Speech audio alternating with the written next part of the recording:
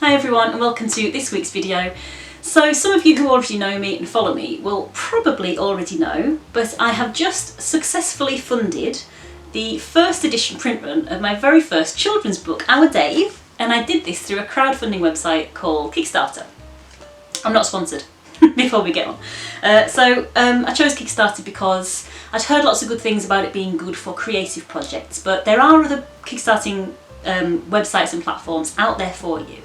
But because I learnt so much on the journey to do my Kickstarter, I thought I'd do a really useful video for you and give you 5 tips to help you run your own successful Kickstarter or crowdfunding campaign. So before we get going, I would like to say I am not sponsored by anyone. I chose Kickstarter just because of advice that I've been given. There are other companies out there available, so go and have a look for yourself and see which platform is right for you. And the hints and the tips I'm going to give you now are just from my own experience. I haven't been told to say this, I haven't been paid to say this. So the first tip that I would share with you is get comfortable talking about money, thinking about money, revising your ideas about how much money you're going to need. Because you're going to need to take into account lots of money. So with my Kickstarter, I was offering a signed book, but also I was offering a set of bookmarks, a colouring in download, and then for different tiers you could get a physical colouring book, you could get a personal dedication, you could get 2 books, you could basically the rewards increased as the money increased. And it's a really good idea to do that. Offering lots gets people in, but you've got to think about everything. So not only have I got to think about the cost of each book that I want, the physical book, I had to think about the cost of my bookmarks, what that would cost to produce, the cost of the colouring books, but not only that, I had to get the weight of each of those items, work out how much the postage was going to be, not just to the UK, but to everywhere in the world. So literally you've got to think about the money of every little thing, the cost of every little thing that you are offering. And not just the cost, you've got to think about the value. So I wasn't offering this book at unit price. I was offering this at retail price, put my teeth back in. I was offering this at the retail value plus the value of the other items that I had. So for example, these bookmarks, I'm not exactly sure how much they cost to make, but I wasn't selling them at the pennies that things like this cost to make when you're buying them in bulk. I wasn't giving them away for pennies, I was giving them away for the value that would be if someone wanted to buy that bookmark. So get used to talking about money.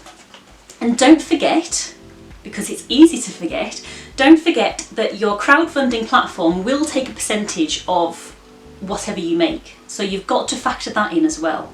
Make sure you over ask, but obviously don't ask for like millions. You've got to be realistic about what you want and what you need. But it's always better to overestimate and then have the money to be able to deliver your product, because there's nothing worse, or there would be nothing worse, than asking for, say, £100 to make a set of books, and then forgetting to factor in the cost of the postage. So then you've already promised all of your books. Your funding is met, which means you've got to fulfil your promises to pay these books, and you haven't asked for the money for the postage. So you're going to be paying money to fulfil your Kickstarter, so you'll be in negative. So just make sure you account for everything. Like, get a scrapbook and write down everything you think might cost. Round up to the pound as well, or the dollar. Round up rather than rounding down, and that will just make sure that you've got enough money to fulfill your orders. And it's not being money grabbing, it's just making sure that you can fulfill the promise that you make, that I will send you this book if you pledge this amount of money. And people will decide whether that's too much or too little. But get comfortable talking about money, get comfortable thinking about money. Number 2 is read all of the advice that your crowdfunding page offers. So Kickstarter offers a creator handbook, they offer lots of videos and tips and tricks and suggestions on what to do, and they tell you what's best practice for getting noticed. Because you've got to remember, these crowdfunding platforms, they take a percentage of what you earn. So it's in their best interests to make your project a success. They know their business better than anyone. So it's really worth paying attention to all of their advice and all of their suggestions. When I was doing my Kickstarter, I made sure I read everything that they suggested, not just in terms of making my page, but in sharing my page as well. They give loads of information. And also, they do I don't know if this is common for other crowdfunding platforms, but they do they give a badge for projects they love. So I made sure I read everything that I needed to do to get noticed as a project we love, and I did. So I not only had a successful Kickstarter, but I became a project we love. And actually 50% of my pledges were from people who found me through Kickstarter, through the badge, Projects We Love. So it is in your best interests to work out what they're looking for to be able to promote you. So yeah, read all of the information. Number 3 is find campaigns similar to yours on the platform. So if when I was doing research for my book, I looked for children's books, age 5 to 7, animal based, and I just had a look to see what projects were out there in the children's book genre. What was successful, what wasn't, what kind of money were they asking for, what were they offering. Not only that, what was their page like? Was there anything on their description that I liked that I could take?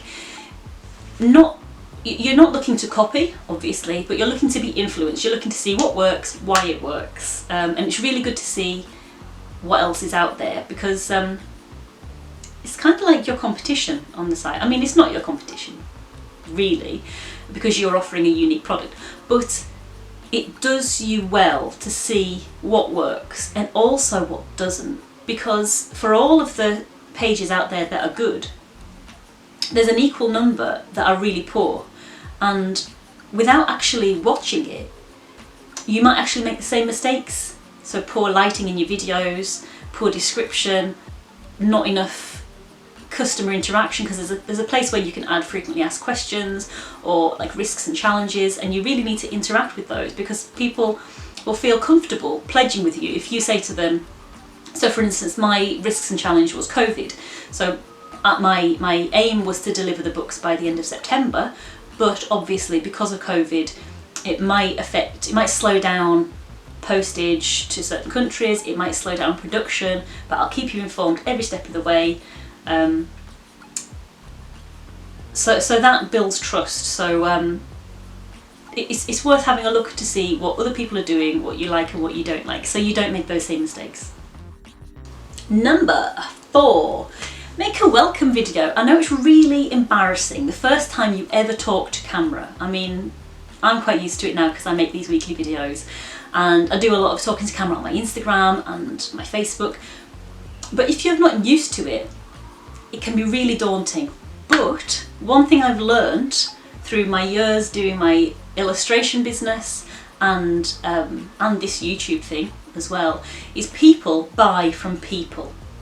Okay, if they can't see your face, if they can't see who you are, they don't have that bond with you. Like, why should they pledge some money to your dream?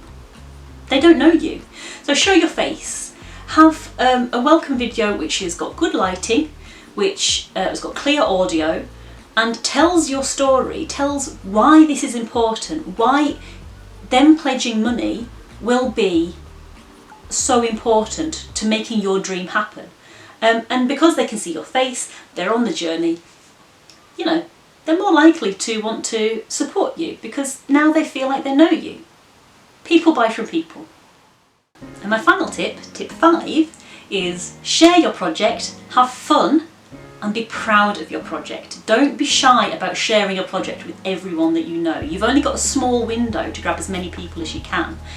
So another point that's very important in this tip is ask your friends and ask your family to share your project too, because they might know why it's important to you, but they might not know how important one share is to increasing the reach of your project to so many new eyes.